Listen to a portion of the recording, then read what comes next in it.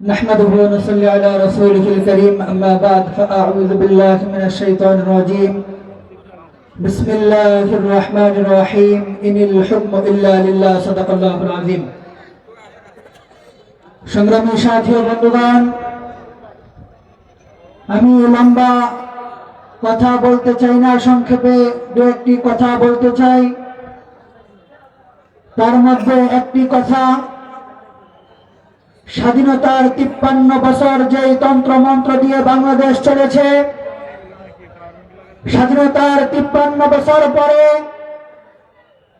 2026-এর আগামী 12 ফেব্রুয়ারির নির্বাচনে গ্রামগঞ্জে শহর বন্দরে চতুর্দিকে একটি আওয়াজ শুনতে পাচ্ছি, সেই 53 বছরের বন্দোবস্ত আগামীর বাংলাদেশে এদেশের জনগণ আর দেখতে চায় না।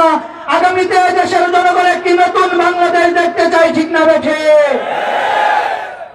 আর আগামীর সেই বাংলাদেশে এদেশের জনগণ কোন ভাড়াটিয়াকে ক্ষমতার মস্তদে দেখতে চায় না।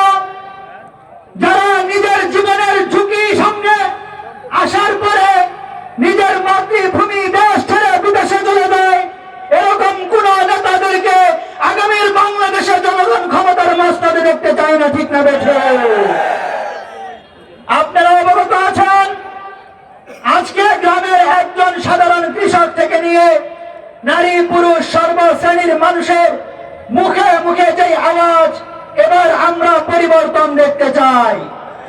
সেই পরিবর্তনের লক্ষ্যে দেশ এবং জাতির স্বার্থে আজকে বাংলাদেশ জামাতে ইসলামী, বাংলাদেশ খেলাফত মজলিস, জাতীয় নাগরিক পার্টি সহ 11 দল একত্রিত হয়েছে।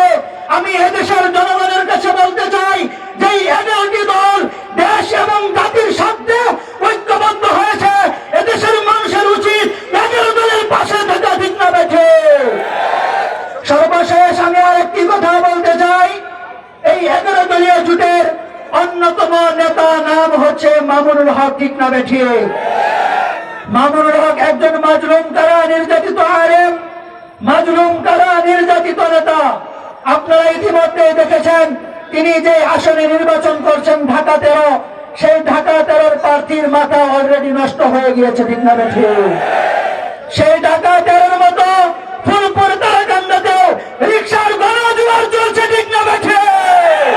এই রিকশার গণজোয়ার বাংলাদেশের কোন পরাশক্তির থেকেই পারবে না, ঠিক না বেঠে?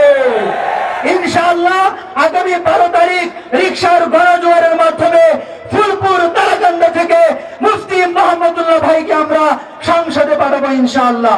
আল্লাহ কবুল করুন। নাসরুম মিনাল্লাহ ওয়া ফাতহুন করিম। আসসালামু আলাইকুম।